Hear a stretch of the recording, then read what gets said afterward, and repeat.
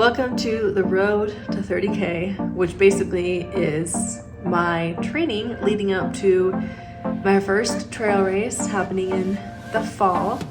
It's gonna be 30 kilometers, aka 18 miles, so shorter than a marathon, longer than a half marathon. Duh, math.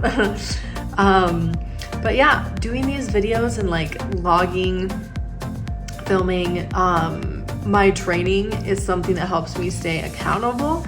So that's one of the reasons for doing this. I have fun doing this. And then the other reason too is as someone who was often the last kid picked in gym class and often finished last at the school races and stuff like that, it feels mission aligned, value aligned, important for me to show what running journeys can look like for folks who have that experience. So yay, let's do this. Here's week 1, aka 21 weeks out.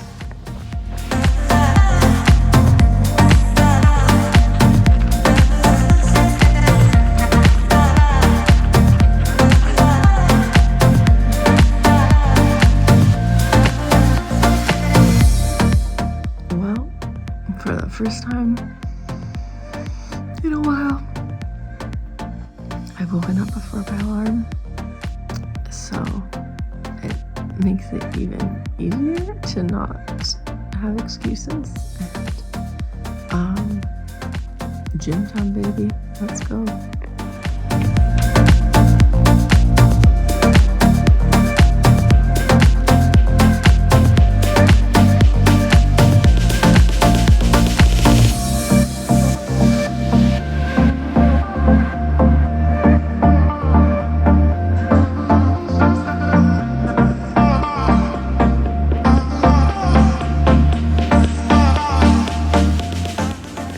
Welcome to my kitchen.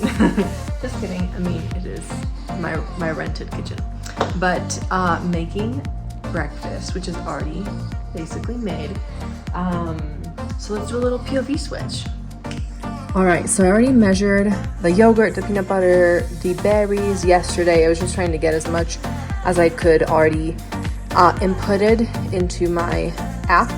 And now I'm just gonna go ahead and add the granola, which I already accounted for, so I have to put around 35 grams.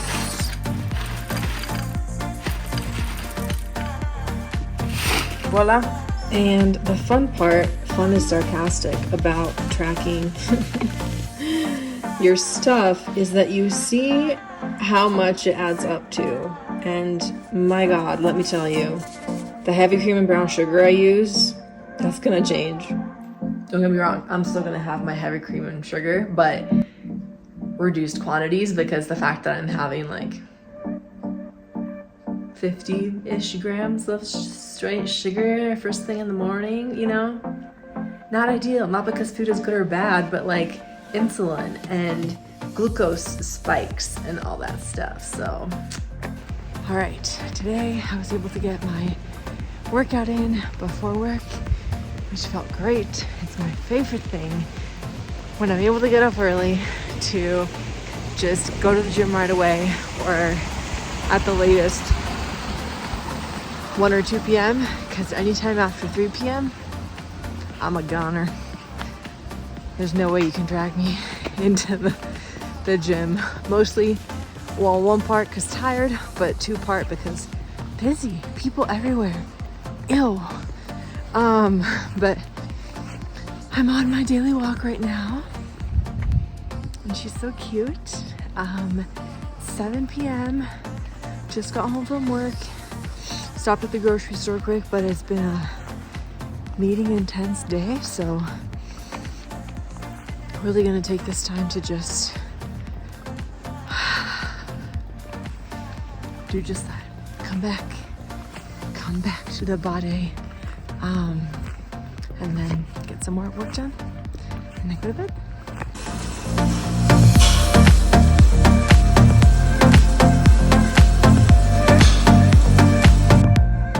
Good morning. Training is done for the day. I feel like I'm in the middle of like a tiny bit of a funky mood right now. I'm not gonna lie. Not sure why, but we're here. we did the workout. Intervals on the rower. I was gonna do 10, but I did 8 just because I think using my barefoot shoes on those, it's doing something a little funky to like my Achilles / back of my calf. So I decided to just cut those a little bit short because I'd rather be a little conservative for anything that could affect my ability to keep running for the next couple of 20 weeks. But that still felt good to get my workout in. It's done for the day. I think the biggest thing with these morning workouts, especially if I decide to keep doing like interval sprints in the morning, is really dialing in my nutrition a little more, because I had like a performance cookie. I don't know what to call it, like the Energy Stinger stroopwafel cookies that are made for like pre and during activities, but that's definitely probably not enough. So yeah, I'm gonna email my nutrition coach and see if she has any ideas around just easy to slurp down foods before workouts, because I definitely want to keep pushing myself. I like pushing myself. I have fun doing harder stuff, and I know that the main way I'm gonna get there is by actually making sure I'm fueling appropriately. So there's that. And the only thing left for today, I committed myself to Wednesdays and then Saturday or Sundays being kind of like my food prep days. So I'm gonna get to that at some point, some food prepping, and then my daily walk. But that's really it when it comes to training for today. Stuck. I made it. I stuck to my goal of meal prepping on Wednesday. It's Wednesday. I'm meal prepping. That is salad for tonight. We have rice cooked in bulk, ground beef cooked in bulk, chicken cooked in bulk. We have some, oops, sorry, that made you dizzy. Pasta lunches cooked in bulk.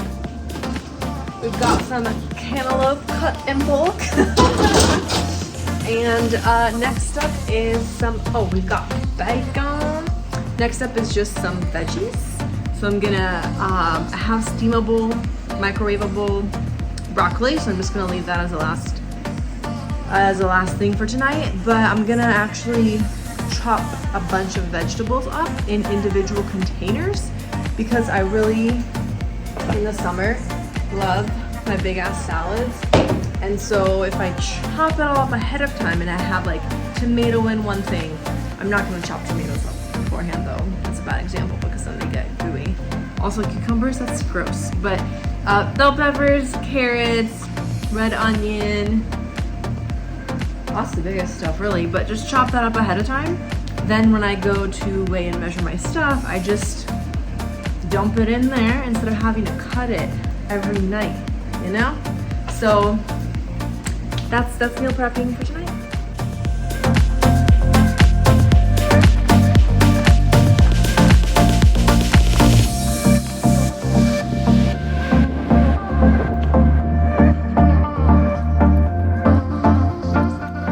All right, folks, it's the last training day of this week. It was raining this morning, so I was going to just go on a walk, but as you can see, sorry, didn't mean to make you dizzy. The sun came out, so out on a quick little hike here in good old Boulder that has a little mileage, but packs a good elevation punch.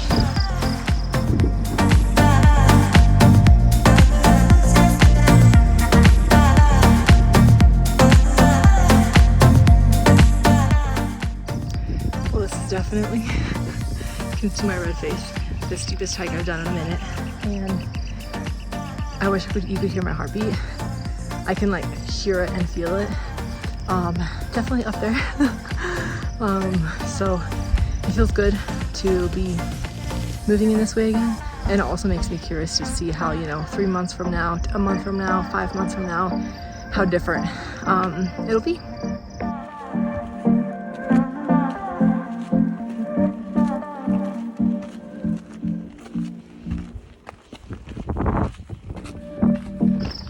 Well, it seems like the rain held up, so that's good. We're held down. It stayed up. It didn't come down. That's what I mean.